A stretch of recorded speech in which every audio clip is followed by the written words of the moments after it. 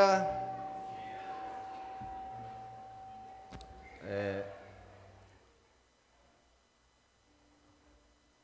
Hoje estamos sem internet e acho que não vai ter transmissão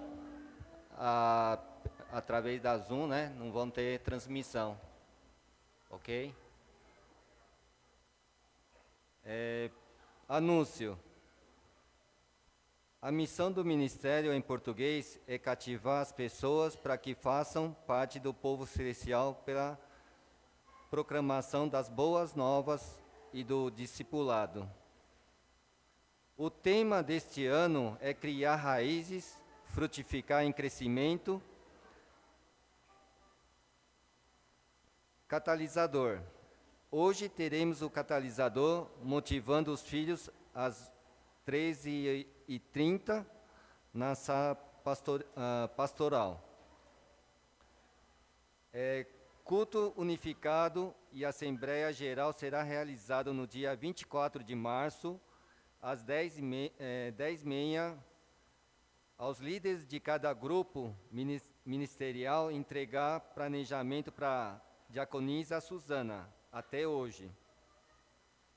E o acampamento Acampa Med a ser realizado nos dias 13 e 14 de abril, está com a inscrição encerrada. Temos 13 participantes já, né? Agradecemos a confiança dos pais e colocamos essa viagem em oração. Prelúdio.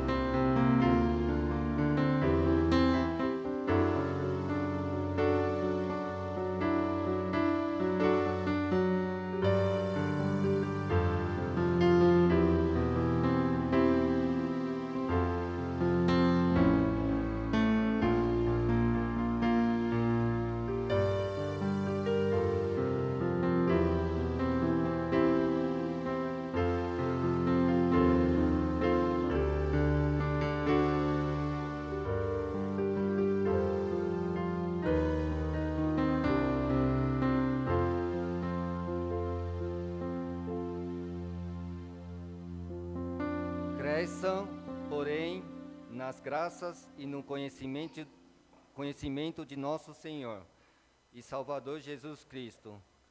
A Ele seja a glória, agora e para sempre. Amém. Vamos entregar louvor para o Carol. Bom dia. Bom dia, gente. Bom dia, Carol. Bom dia. Eu convido vocês a ficarem de pé nesse momento de adoração, de louvor, de muita alegria. E eu convido vocês a buscarem o Senhor. Eu convido vocês a confiarem que Deus é um Deus vivo, que Ele é um Deus presente, que Ele é um Deus que está desde os momentos mais caóticos das nossas vidas aos momentos mais silenciosos. E Ele está super disposto a restaurar relacionamentos, a criar relacionamentos e a vivificar esses relacionamentos. Então, que a gente cante essa primeira música como uma verdadeira oração, como um verdadeiro desejo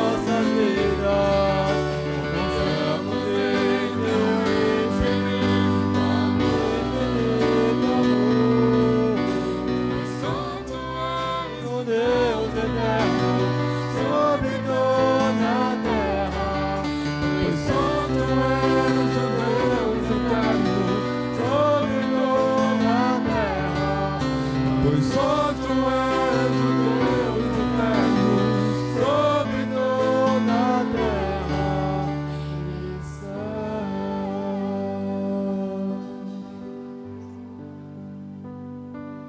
Nesse momento, vamos fazer oração para as crianças. Vamos abaixar as cabeças. Senhor Deus, agradeço por estar aqui cultuando com nossos irmãos. Nesse momento, possa aquietar nossos corações.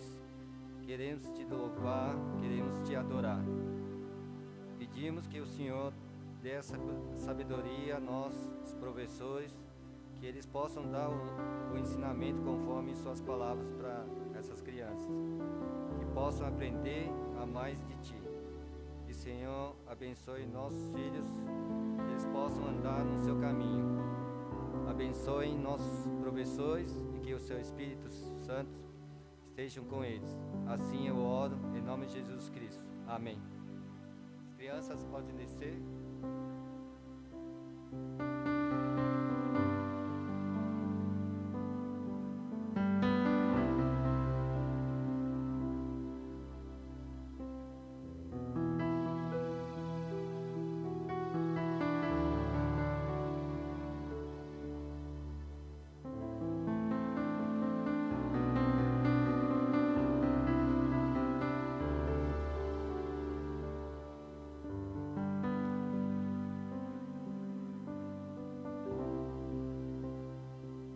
Momento de oração. Vamos agradecer pela graça e amor de Deus e pelas coisas que Ele tem feito no povo celestial. Oremos.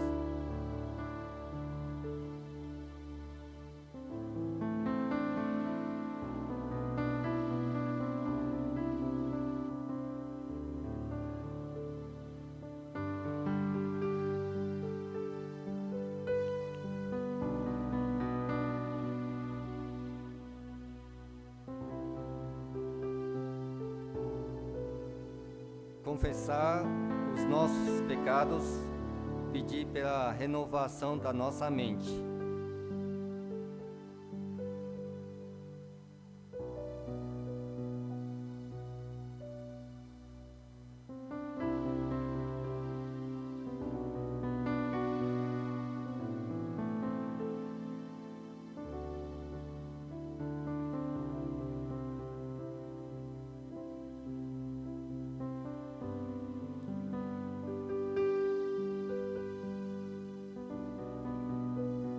Rogar ao Senhor para que sejamos discípulos e façamos discípulos de Cristo Jesus.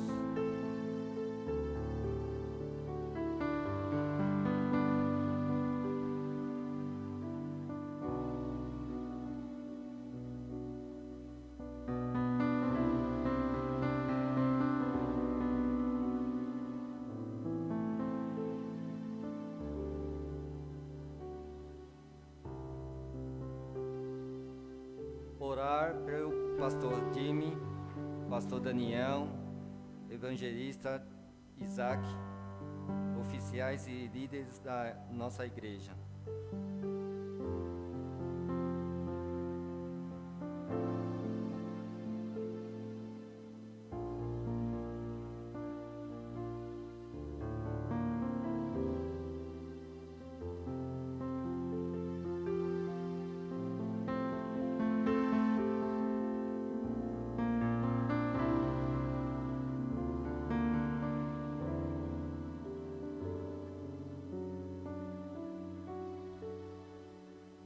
Senhor Deus, perdoe nossos pecados, graças a Ti somos salvos.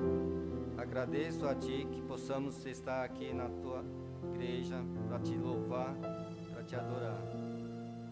Queremos agradecer a Sua proteção do nosso dia a dia, agradecer pelas vidas dos irmãos que eles têm uma vida em Cristo.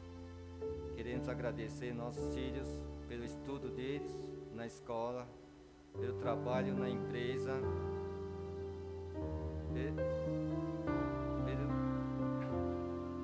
Percurso de algumas carreiras que o Senhor possa cuidar a cada um deles. Dá a sua sabedoria do seu ensinamento a eles. Ouça nossas orações. Que tuas palavras estejam cada um de nós. Abençoe nosso pastor e seu Espírito Santo esteja com ele. Assim eu oro em nome de Jesus. Amém. Leitura bíblica. 2 Coríntios 3, 17 e 18.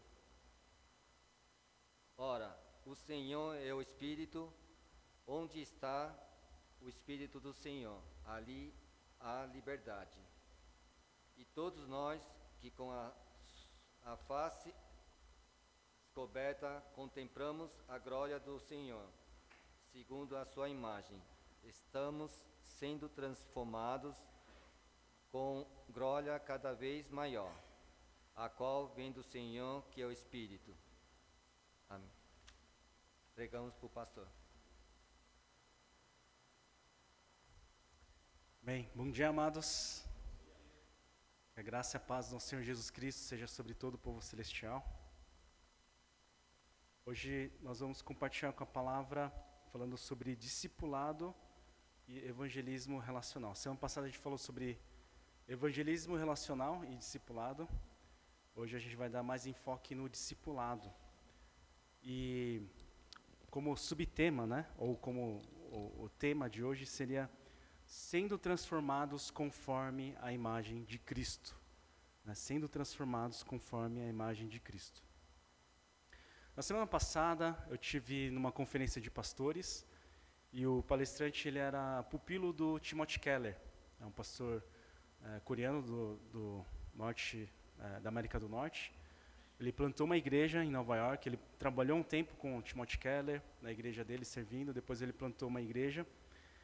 E ele compartilhou de um diálogo que ele teve com Timothy Keller, um dos pastores que eu mais admiro, né, um dos grandes influenciadores, né, um dos grandes pensadores, talvez, dos nossos tempos.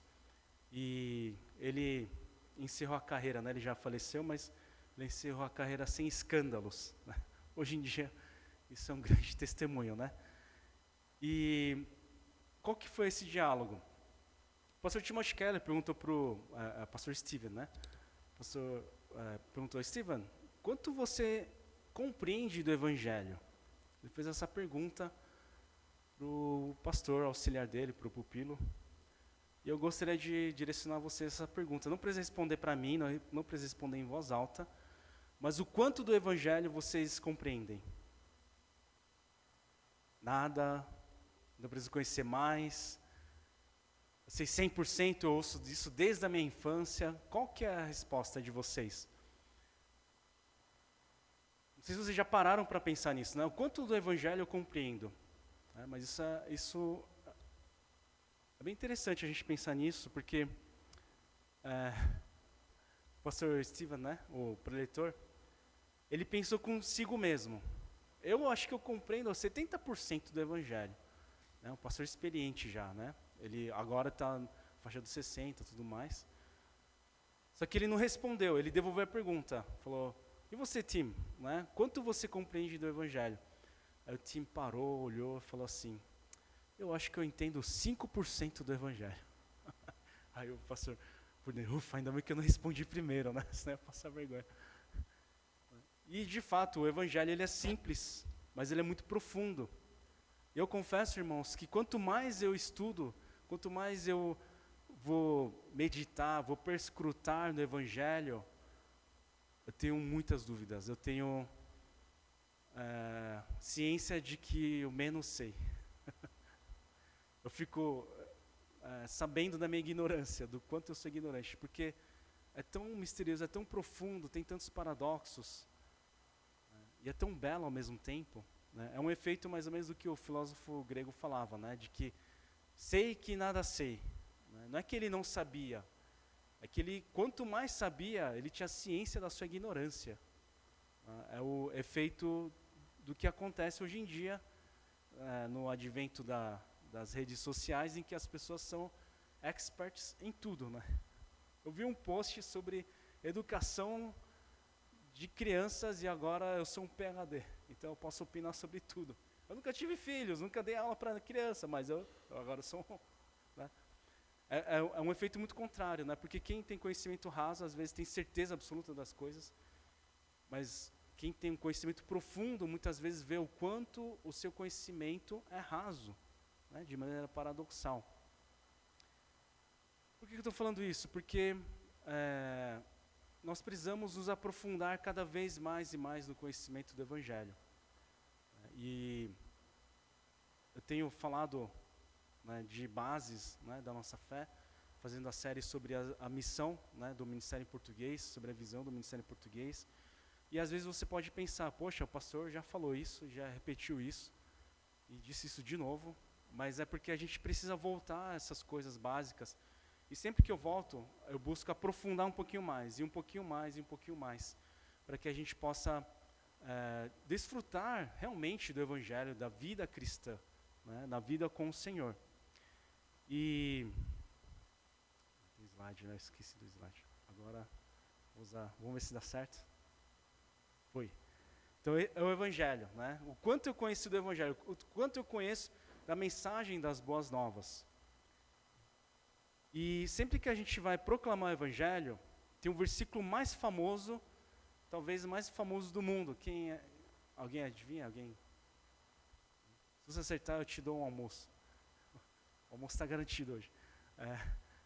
É João 3,16, né? Talvez, quando a gente proclama o Evangelho, seja o versículo mais famoso. Tem uma franquia de hambúrgueres nos Estados Unidos, bem famosa, que ela é cristã, In-N-Out. Quando você vê no copo de refrigerante embaixo, está escrito John 3,16, né? João 3,16. E realmente ela é muito famosa porque ela sintetiza muito bem um aspecto importante da mensagem das boas novas. Vamos ler todos juntos? Porque Deus tanto amou o mundo que deu seu Filho unigênito para que todo que nele crer não pereça, mas tenha a vida eterna. Amém. Então aqui está falando do amor de Deus com relação ao mundo. Está falando da salvação que a gente tem quando a gente crê no Filho unigênito, ou seja, quando a gente crê em Cristo Jesus. Eu gostaria de destacar aqui a expressão vida eterna. O que é vida eterna? Muitas vezes quando a gente prega o Evangelho, a gente fala da salvação, a gente fala do perdão dos pecados, e que tudo isso é muito importante, mas a gente precisa pensar, o que é a vida eterna? Muitas pessoas pensam na vida eterna só como a vida pós-mortem, né? Depois que eu morrer, a gente vai ressuscitar e a gente vai viver a eternidade com o Senhor, na glória de Deus. Isso também é vida eterna, mas a gente já pode desfrutar da vida eterna agora, a partir de agora. Vamos ver a definição do próprio Jesus sobre o que é a vida eterna. Quando Jesus ele vai orar, né, com os discípulos no momento da paixão, logo antes, né, dele sofrer toda a paixão, ser crucificado e tudo mais, ele faz uma oração ao Senhor e João ele registra essa oração no capítulo 17 do Evangelho de João. Versículo 2 diz assim: pois lhe deste autoridade sobre toda a humanidade, para que conceda a vida eterna a todos os que lhe deste. Então, a vida eterna é concedida a todos os que o Senhor deu a Cristo Jesus. E aí ele faz a definição da vida eterna. Vamos ler todos juntos? Esta é a vida eterna, que te conheçam o único Deus verdadeiro e a Jesus Cristo a quem enviaste. Então o que é a vida eterna? É conhecer a Deus, conhecer a Cristo Jesus. Deus, ele é muito maior que a gente, muito maior. A sua sabedoria, a riqueza do conhecimento é muito além da nossa capacidade humana. Então, como é que a gente pode conhecer a Deus? Através do relacionamento.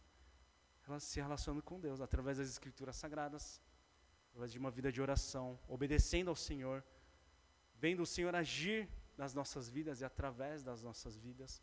E a gente vai conhecendo a Deus. E a gente vai passar a eternidade conhecendo a Deus. E a aprofundando no conhecimento de Deus.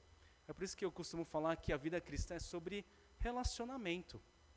Não é sobre fazer as coisas, não é sobre você sacrificar as coisas, isso faz parte. Mas isso está dentro do se relacionar com Deus, dentro do conhecer a Deus. Quando a gente vai aprofundando no conhecimento de Deus, a gente vai compreendendo o seu amor. Quando a gente vai compreendendo o seu amor, a gente vai mergulhando no seu amor, a consequência sobrenatural, né, não natural, mas sobrenatural, pela ação divina, é que nós passamos a amar a Deus com todas as nossas forças, com todo o nosso entendimento, né, de todo o nosso coração, de todo o nosso ser. E, consequentemente, nós passamos a amar ao próximo como a si mesmos, ou amar ao próximo como Jesus nos amou, à medida que a gente vai conhecendo a Deus. E por que eu estou trazendo isso?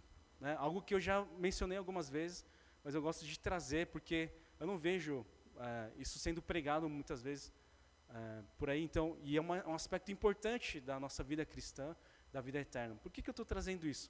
Porque eu desejo que todas as coisas que a gente fizer como igreja tenha esse propósito final, de conhecer a Deus, com maior ou com menor intensidade. Como a gente pode conhecer a Deus? Como eu falei, estudando a palavra. Quando a gente senta para estudar, quando a gente vai no catalisador, faz um estudo, quando a gente está num pequeno grupo, né, no 242, compartilhando a vida, a luz da palavra do Senhor, quando a gente está orando, a gente vê a ação de Deus, quando a gente está aqui no culto, né, louvando ao Senhor, contemplando ao Senhor no momento da adoração, quando a gente está ouvindo a palavra do Senhor, a ministração do Senhor aos nossos corações, e também quando a gente está à mesa também, quando a gente está no churrasquinho, né, é um momento, para mim é um momento, assim, quando eu pego aquele pedaço de carne macio, assim, que derrete, suculento, assim, naturalmente faço uma oração. Oh, obrigado, Senhor é tão bom, como a vida é boa, né? Como o Senhor é bom.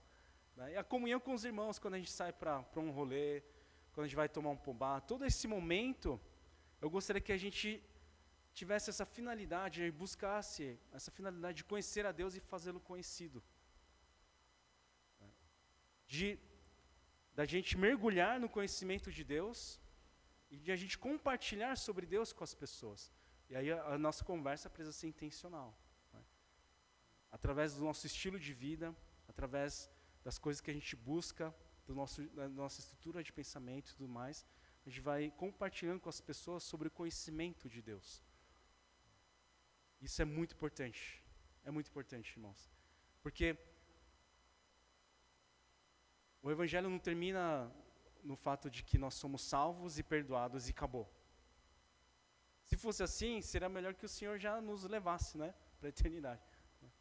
Mas não.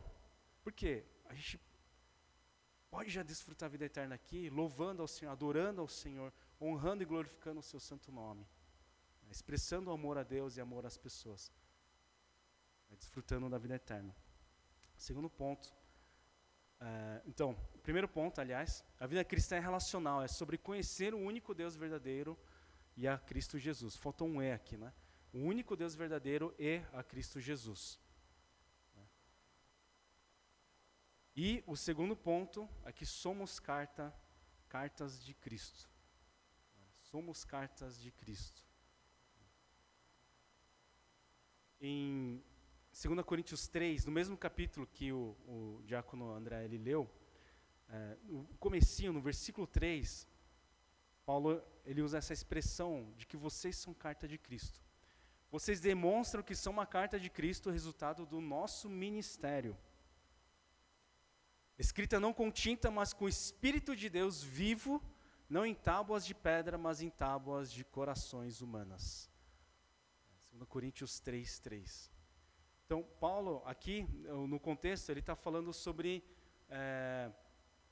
ele ser apóstolo do Senhor, ele fala sobre recomendações, sobre cartas de recomendações, ele fala, eu mesmo poderia me recomendar, mas aí, no final, o que ele fala? Vocês são a carta de Cristo, vocês são o fruto do ministério, vocês são o resultado do nosso ministério, e vocês são a carta, mas quando ele fala carta, ele não fala, vocês são minha carta, ele fala, vocês são carta de Cristo.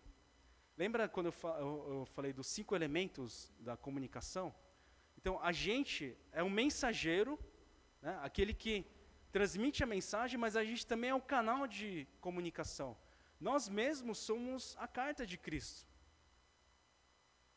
E não escrito com tinta, mas com o próprio Espírito do Deus. Ele escreve em nossos corações, nas tábuas humanas, né, do coração humano.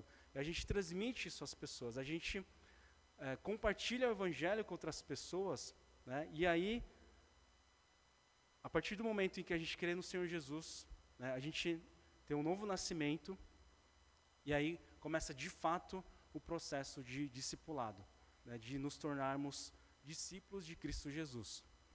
Nem todas as pessoas que frequentam a igreja são discípulos de Cristo Jesus. Talvez às vezes você se pergunte, por que o pastor ele fica falando tanto de coisas básicas do Evangelho, né? Por que ele fica repetindo isso?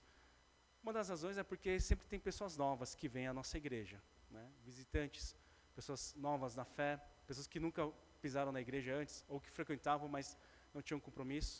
E mesmo as pessoas que frequentam a igreja desde a infância, nem todos são de fato discípulos de Cristo Jesus. Nem todos pensam em ser discípulos de Cristo Jesus. Mas eu gostaria de fazer essa provocação santa, de nós nos tornarmos discípulos de Cristo Jesus. Então, a partir do Evangelho, a partir da mensagem do Evangelho, das boas novas, a gente entender como é que a gente pode desenvolver o nosso relacionamento com Deus e com outras pessoas também. E nós somos a carta de Cristo Jesus. Nós compartilhamos com as pessoas. Tem um livro chamado Formador de Heróis, escrito pelo pastor Dave Ferguson. Ele é um pastor da América do Norte, ele é um plantador de igrejas, ele tem criado e tem fomentado um movimento de plantação de igrejas. E nesse livro, né, de Formador de Heróis, ele tem uma seção que ele fala sobre discípulos, sobre multiplicar discípulos. Ele desenvolveu 5 passos no aprendizado do discipulado, no discipulado. Eu gostaria de compartilhar com os irmãos. São 5 passos muito simples e muito orgânicos, mas que através desse passo intencional, a gente pode formar discípulos do Senhor, principalmente quanto ao ministério, quanto a realizar o ministério, né? Quanto ao trabalho da igreja, quanto às áreas ministeriais. São muito simples. O primeiro passo é, eu faço, você assiste, nós falamos, nós conversamos sobre isso, nós fazemos um feedback. Então, fazendo uma analogia, por exemplo, de cozinhar com os meus filhos. Então, a gente vai preparar uma lasanha, por exemplo, eu combino com os meus filhos, com a minha filha, Johanna.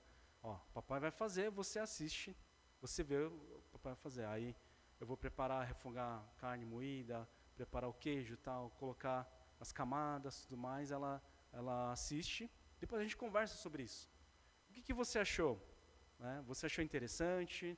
Você tem alguma dúvida sobre alguma coisa? E nesse momento de feedback, até mesmo a pessoa que já está servindo, já está fazendo, ele pode melhorar em alguma coisa, né? Porque conversando, pode pensar, eu acho que a próxima vez eu posso fazer desse jeito, daquele outro jeito. Então tem essa conversa de compartilhar. O segundo passo é, eu faço, você me ajuda e nós conversamos sobre isso. Então, agora, papai vai refogar a carne e tudo mais, vai preparar, mas você que põe as camadas. Ela vai colocando, então ela vai me ajudando a fazer as coisas. Vai ter que pegar alguma coisa na geladeira, algum tempero, ela vai lá e vai me ajudando. Depois a gente conversa sobre isso. O que você achou sobre isso? Sobre esse processo. Você acha que da próxima vez você mesmo consegue refogar a carne? Mexer no fogo, né? Aí vai conversando, e nesse processo ajuda a melhorar, inclusive o trabalho também. Então vai compartilhando. Aí o terceiro passo, qual que seria o terceiro passo? Como consequência? Isso mesmo. Seria... fui demais.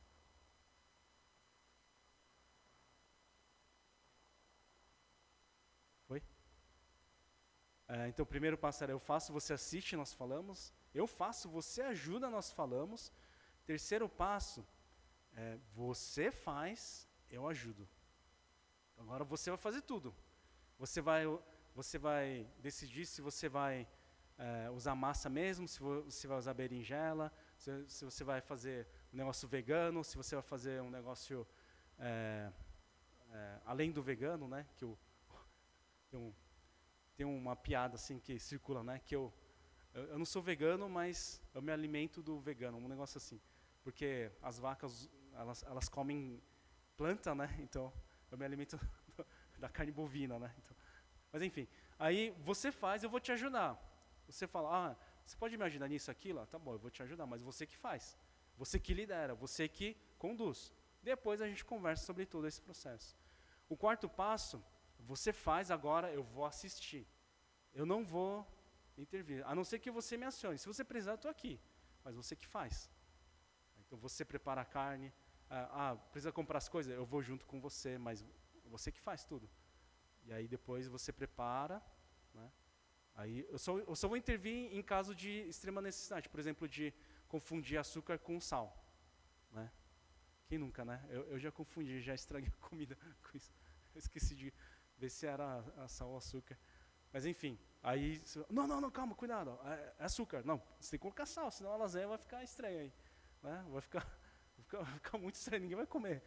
E aí, a não ser isso, você assiste. E depois a gente conversa sobre isso. O que você achou dessa experiência? Você teve alguma dificuldade, alguma outra coisa? E aí vai aconselhando e vai ensinando a fazer. Então, através de todo esse passo, a gente tem um processo de discipulado. E é um processo muito simples, então ele é aplicável em todas as áreas ministeriais da igreja.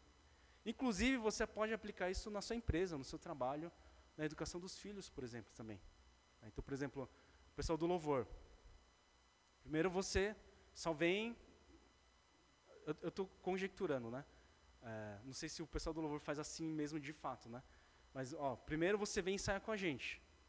Ensaia, olha, vê como é que é o ensaio. Aí passa um tempo ensaiando, mas não vai fazer no domingo. Não vai tocar ou cantar no domingo.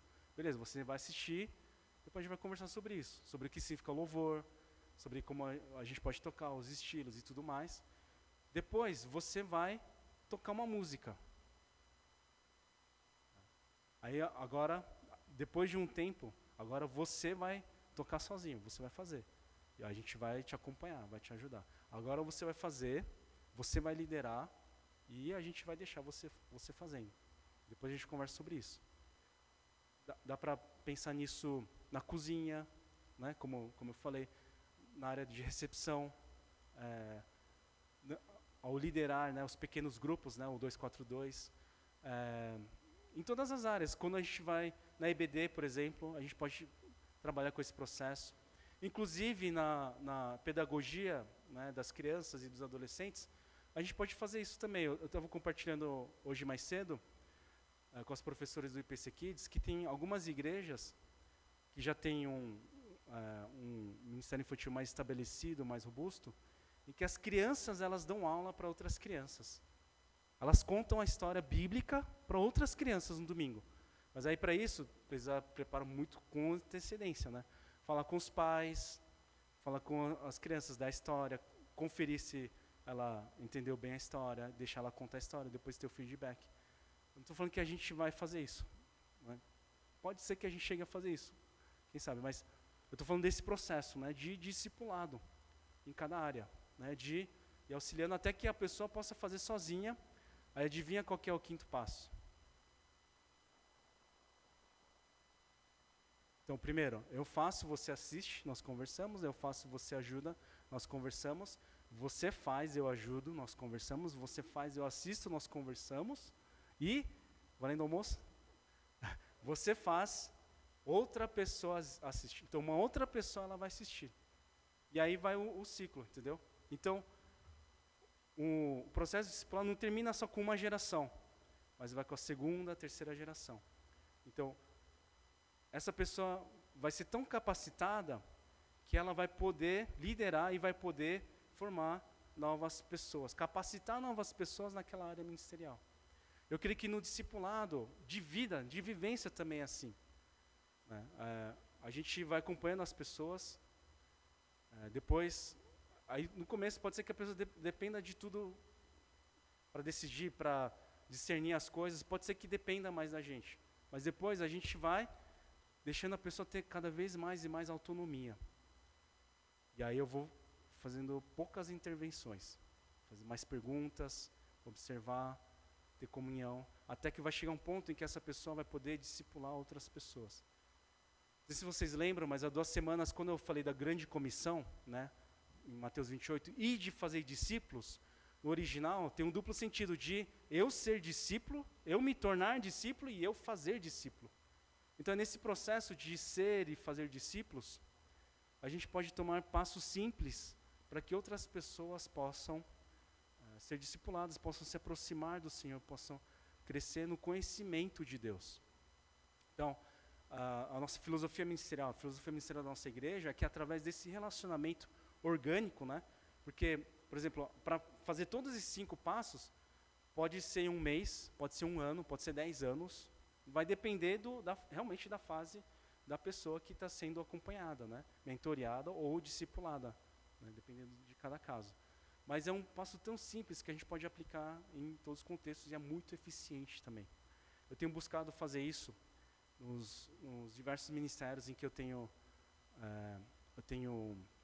servido e tem sido muito eficiente. E como a gente tem um roteiro assim, simples, mas objetivo, isso ajuda a gente a não se perder, né, nesse relacionar. Né? Então, se de repente, às vezes perde de foco, não, vamos voltar. Agora é sua vez de fazer. Não, eu estou aqui, eu vou te ajudar, agora é sua vez de fazer. E aí vai indo aos poucos. Né? E, lembrando do primeiro ponto, né, tudo que nós fazemos é para conhecer ao Senhor, para aumentar o nosso conhecimento a Deus, para aprofundar no relacionamento com Deus. A gente nunca pode perder isso de vista, nunca, jamais. Pode ser para fazer um slide, pode ser para fazer uma comida para as crianças, para fazer recepção, para limpar, fazer um mutirão aqui, o que quer que seja. Eu gostaria que a gente não perdesse isso de vista, né? De conhecer a Deus. Pode ser em maior e em menor intensidade, mas de sempre apontar para o nosso Senhor, para Cristo Jesus.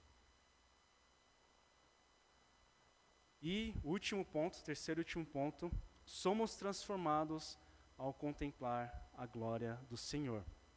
O versículo 17 fala assim: mas quando alguém se converte ao Senhor, o véu é retirado.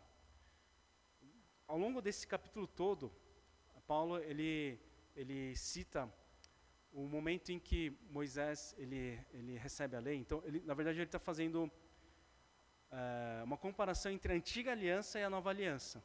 Então, ele está falando desse momento em que Moisés ele desce do Monte Sião e ele resplandece a glória do Senhor, de modo que as pessoas não conseguem suportar olhar para Moisés.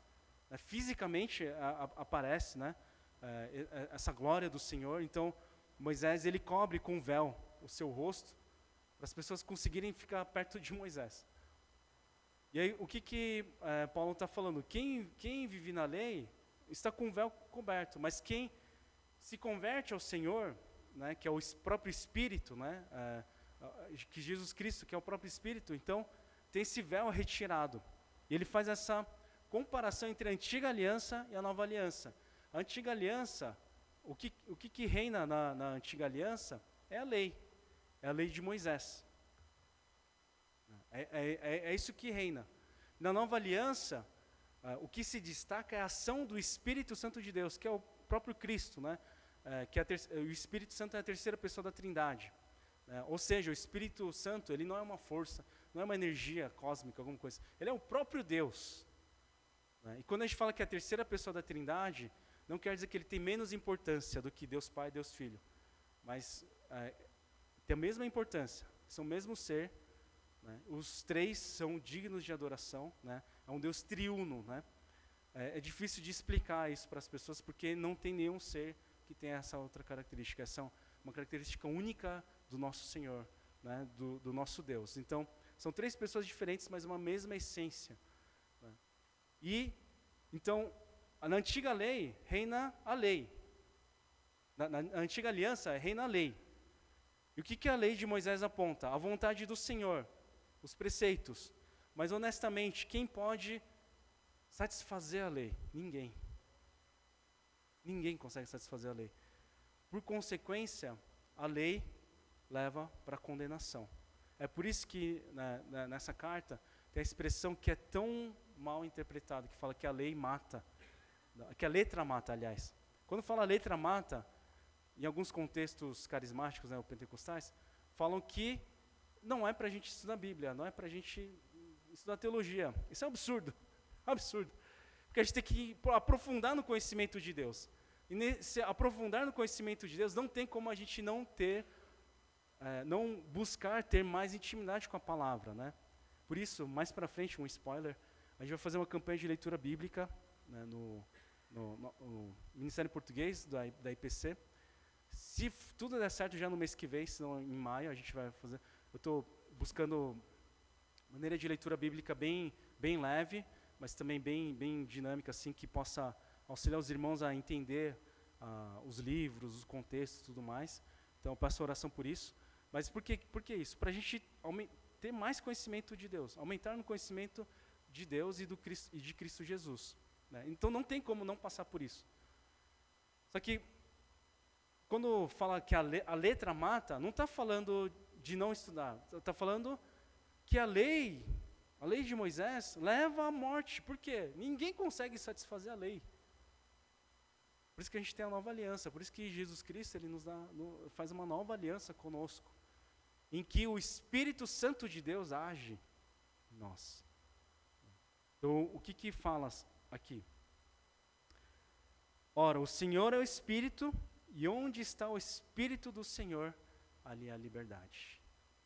Uau! Onde está o Espírito do Senhor, ali há liberdade. A gente tem uma liberdade, né, na nova aliança. Então, algumas coisas que a gente pode destacar sobre essa liberdade, sobre as pessoas que estão na nova aliança. Os nossos pecados são perdoados. Então, quando o Senhor olha para nós, Ele não enxerga os nossos pecados. Não há mais memória de pecados. Não há mais nenhuma condenação para o pecador. Pelo nosso mérito, porque a gente satisfez por nós mesmos a lei? Não. Porque no Espírito de Deus, pela atuação do Espírito de Deus, né, Ele perdoa os nossos pecados e Ele nos capacita a realizarmos a vontade de Deus. Né? O Espírito Santo testifica conosco que somos filhos de Deus, e as exigências da lei são satisfeitas em nós, mediante o andar no Espírito de Deus. Então a gente precisa o quê? Confiar no Espírito Santo. A gente precisa descansar nele, a gente precisa se derramar diante do Senhor. Eu estou dizendo contra o esforço, nosso esforço? Não estou falando contra. Pelo contrário, a gente precisa desejar, a gente precisa se esforçar, a gente precisa ser intencional, fugir do pecado, fugir da tentação, resistir ao diabo. A gente tem que buscar o Senhor ativamente. Mas o que vai determinar o sucesso, digamos assim, da nossa transformação? A ação do Espírito Santo de Deus nas nossas vidas. Por isso que no versículo 18, ele diz assim: e todos nós que com a face descoberta, né, todos que se converteram ao Senhor, ao Espírito, né, com a face descoberta, contemplamos a glória do Senhor. A gente admira, a gente observa, a gente fica maravilhado, a gente adora ao Senhor, venera ao Senhor, né, a gente contempla a glória do Senhor, segundo a sua imagem, estamos sendo transformados com glória cada vez maior, a qual vem do Senhor, que é o Espírito. Então, a transformação ocorre quando a gente contempla o Senhor. Ou seja, quem nos transforma é o Espírito Santo de Deus. Mas quando é que isso se dá? Como é que isso se dá? Quando a gente contempla o Senhor. E contemplar não é só olhar. É olhar, continuar olhando, observar, admirar, venerar, permanecer em olhar, em contemplar ao Senhor. E nesse processo, a gente vai sendo transformado de glória em glória, né? Ou em glória cada vez maior. Então, o véu é removido de nossos olhos. Então, o Evangelho, as boas novas não são mais ocultas, mas a gente tem a compreensão do Evangelho. E à luz do Evangelho, nós contemplamos a glória de Cristo, que é a imagem de Deus. Então, a gente precisa contemplar a imagem de Cristo. Tem uma música famosa, não sei se vocês conhecem, evangélica, que fala assim: ninguém explica Deus. E a letra fala assim, do crente ao ateu, do sábio ao... Enfim, ele faz esses contrastes, né? E aí, no final, ele fala, ninguém explica Deus. De certo modo, faz sentido. Porque, de fato, o ser humano é limitado para explicar a Deus, porque ele é simplesmente o Senhor do universo, ele é infinito, né? Só que tem um amigo, um conhecido nosso, que fala assim, como assim ninguém explica Deus? Jesus explica Deus. E realmente é verdade. Você quer conhecer a Deus, a gente tem que olhar para Jesus. A gente tem que, você quer contemplar a imagem de Deus? Contempla a imagem de Cristo Jesus. Então, quando a gente contempla Cristo Jesus, a gente é transformado, conforme o caráter de Cristo Jesus. Então, quando a gente compreende isso, para mim isso é uma mudança de paradigma muito grande. Muito grande. Porque antes eu me esforçava, eu não sei vocês, mas... E isso aconteceu, principalmente na minha adolescência. Eu confessava o mesmo pecado 1000 vezes. E tinha uma hora que eu pensava, cara, será que Deus vai me perdoar dessa vez? Meu Deus do céu, eu não saio daqui, eu não estou evoluindo, né? Porque eu estava focando no meu esforço, em me transformar, né? Ele nos faz nova criatura. Ele nos chamou das trevas para a sua maravilhosa luz. Ele nos enviou Cristo Jesus e enviou o Espírito Santo de Deus para agir aí dentro de nós. É o Espírito Santo. E todos nós, que com a face descoberta, contemplamos a glória do Senhor, segundo a sua imagem, estamos sendo transformados com glória cada vez maior, a qual vem do Senhor, que é o Espírito. É o próprio Espírito que mostra essa glória, glória em glória, glória cada vez maior. À medida que a gente vai aprofundando no conhecimento de Deus, no amor de Cristo Jesus, a gente vai sendo transformado e a gente não percebe. Eu acompanho as pessoas, né, pastoreando, tem esse momento assim, mas também tem um tete-a-tete. Eu acompanhando alguns jovens um tempo atrás, perguntava, e aí, como é que vai a sua vida espiritual, né? Como é que você está? E em certa ocasião tinha um jovem que ele respondia muito bem, mas a resposta dele me incomodava, e eu não entendia naquela época o que estava me incomodando. Mas ele falava assim, eu estou bem, eu estou conseguindo fazer meu momento devocional todos os dias, eu estou tirando tempo para orar, eu estou servindo aqui, ali e tal. Aí tinha semana que ele vinha e falava assim, pastor, foi péssimo. Estava muito ocupado, tinha muito trabalho na faculdade, aí não conseguia orar, não conseguia fazer isso. E quando você olha assim, parece que está tudo bem, né? Nada demais, pelo contrário, é um jovem esforçado, ele está buscando ter uma vida com o Senhor. Só que só depois de muito tempo eu entendi o que estava me incomodando. Quando eu perguntava como você está, como está a sua vida espiritual, o enfoque desse jovem era ele mesmo.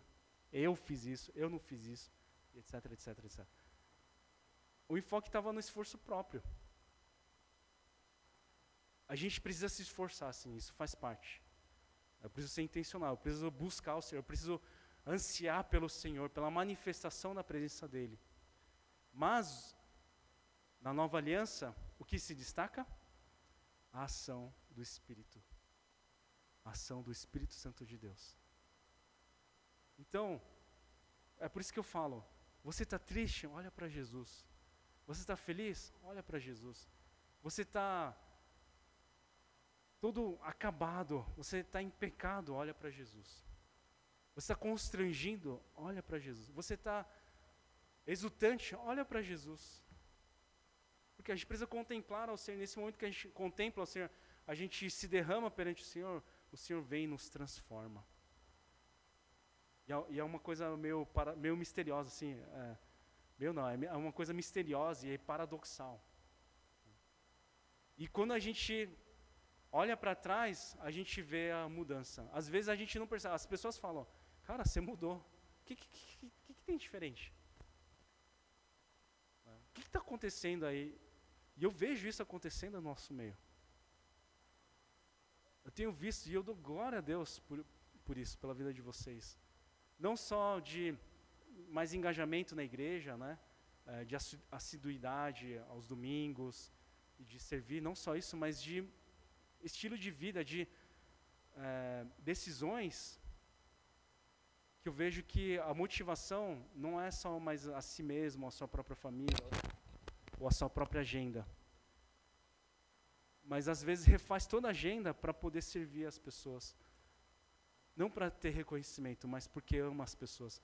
Porque reconhece o que Cristo Jesus fez na sua vida. Eu consigo enxergar isso. Eu dou glória a Deus pela vida de vocês. Glória a Deus pela vida de vocês. A gente teve o batismo, né, no ano passado. E só uma irmã, ela testemunhou, mas a gente ouve o batismo de todos, né, que são batizados. Mas uma coisa que se destacou, que eles falaram, do batismo passado, de dezembro do ano passado, eles falaram que eles enxergavam Deus agindo na vida dos seus filhos. E glória a Deus por isso. A pessoa às vezes não percebe, né, essa mudança que está acontecendo. Por isso a gente tem que olhar para o Senhor, sempre contemplar ao Senhor, e Ele vai promover essa mudança. Ele vai promover essa mudança. Então, quando a gente está discipulando outras pessoas, quando a gente está tendo esse relacionamento discipulado, a gente também precisa confiar na ação de Deus na vida daquela pessoa, na vida dos nossos filhos. A gente vai apontar porque é certo. Se tiver um pecado, em amor, a gente vai confrontar sim. Mas eu não vou mudar a vida dessa pessoa. Esse papel não é meu. Esse papel não é nosso. Esse papel é do Espírito Santo de Deus. E eu não sei para vocês, mas para mim isso é tão libertador. Tão libertador. Porque às vezes, né, como pastor, assim, eu fico de cabelo em pé, assim, eu não fico careca, né, mas eu fico de cabelo branco, assim. Não sei se vocês perceberam, mas tá nevando cada vez mais, assim. Mas eu posso descansar no Senhor, porque eu sei que o Senhor está agindo na vida de vocês e na vida de outras pessoas também. Eu dou glória a Deus por isso. Glória a Deus por isso. Porque essa transformação é contínua. Aqui a expressão que usa, né? Estamos sendo transformados, né? É o metamorfometa, né? Que vem da metamorfose. Que vem da metanoia. A metamorfose vem da palavra metanoia, né? Que aparece 3 vezes no Novo Testamento. Aqui uma vez, em 2 Coríntios. Outra vez aparece na transfiguração de Jesus, quando ele tem encontro com Moisés, com Elias e tudo mais. E outro momento em que essa expressão é usada é em Romanos 12, quando Paulo fala sobre a transformação da vossa mente. Entregando o culto racional, né? Pela transformação da vossa mente, né, de metanoia, de arrependimento dos pecados, de mudança de pensamento, de mudança de paradigma, de mudança de estrutura de pensamento e que vai levar a uma mudança de hábitos e mudança de estilo de vida. Né. Então, essa transformação é constante e está acontecendo agora no tempo presente e vai até a vida toda. Vai até a vida toda. Então, eu sendo discípulo, eu me submeto ao Senhor e, fazendo discípulos do Senhor, eu vou convidando outras pessoas a se submeterem ao Senhor, para que sejam transformados em glória cada vez maior.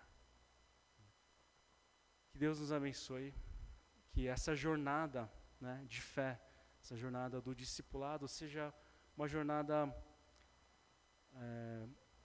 muito alegre, muito feliz. Há muitos desafios. Cuidar de outras pessoas é difícil. Às vezes eu ouço, eu não consigo nem cuidar de mim mesmo, como é que eu vou cuidar de outras pessoas? Mas, honestamente, é assim que eu me sinto muitas vezes. Eu sou tão pecador, sou tão falho, como é que eu vou cuidar de outras pessoas? Mas, entendendo como Deus age, entendendo o papel, o meu papel e o papel do Espírito Santo de Deus, as coisas ficam mais leves. Quando Jesus fala, o meu jugo é suave, é porque a transformação, a ação é do Espírito Santo de Deus, não é minha, não é forçado por goela abaixo ou de fora para dentro, né? Como eu disse na semana passada. É algo de dentro para fora, é algo que o Espírito Santo faz em nossos corações. E é maravilhoso. Eu não consigo descrever em palavras como é viver isso, como é ver as pessoas se convertendo ao Senhor, como é ver as pessoas sendo transformadas. Mas a gente precisa ser intencional nisso tudo. Aqueles 5 passos, né, que a gente falou de aprendizado no discipulado, a gente tem tudo regado de oração, rogando pela misericórdia do Senhor, para que Deus esteja agindo. Então, tem a questão macro, né, do nosso ministério, né, de proclamar, né, então é o que a gente faz domingo de manhã, por exemplo, de proclamar as Escrituras, de proclamar o Evangelho, mas também tem esse momento tete a tete, né, de relacionamento com as pessoas, né, de convidar as pessoas a serem discípulas do Senhor, a caminharem com o Senhor. Né, e se for o caso, a gente caminhar junto com essas pessoas, seja sair para jantar, seja convidar para um churrasco, seja combinar de ter um encontro periódico, né? Vamos ler um livro juntos. É o que eu gosto de fazer com casais, né? Quando o pessoal vem pedir para fazer casamento, a gente pega um livro, a gente fica de 2 meses, às vezes 1 ano, né? Porque uma vez por mês a gente se encontra e vai ter nesse momento, né, de compartilhar a palavra, de compartilhar o Evangelho. Eu gostaria de incentivar essa cultura na nossa igreja, que a gente possa criar essa cultura da gente cuidar uns dos outros, né? E também dentro das áreas ministeriais, né, que isso possa acontecer também, de a gente convidar as pessoas nessa jornada de conhecimento de Deus, de estilo de vida de adoração, de desfrutar a vida como filhos e filhas de Deus. Deus nos abençoe. Convido a equipe de louvor a vir aqui à frente. Vamos orar ao Senhor.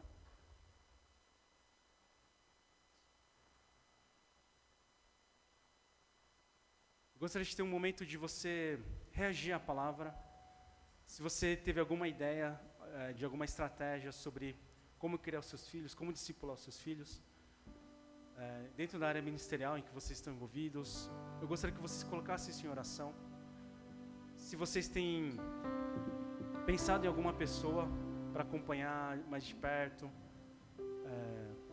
alguma pessoa que você tem notado que não tem vindo muito à igreja, que você possa ir atrás dessa pessoa, coloca essa pessoa em oração, né? E eu gostaria também que você pudesse orar para que você se colocasse à disposição do Senhor, para que o Senhor possa agir através da sua vida. Você pode pensar, quem sou eu? Não, eu estou longe. Realmente, todos nós somos falhos. Mas quando nós dependemos do Senhor, nós permitimos o Espírito Santo de Deus agir nas nossas vidas. É na nossa fraqueza que o poder de Deus se aperfeiçoa, performa da melhor maneira. Então, você reconhecer que você não é capaz, provavelmente é o primeiro passo para você se colocar diante do Senhor e você ser usado pelo Senhor, porque o Senhor vai nos moldar, o Senhor vai cuidar de nós, o Senhor vai enviar pessoas para que nos capacite, para que possa nos ajudar a nós sermos discípulos mais fiéis do Senhor. Oremos.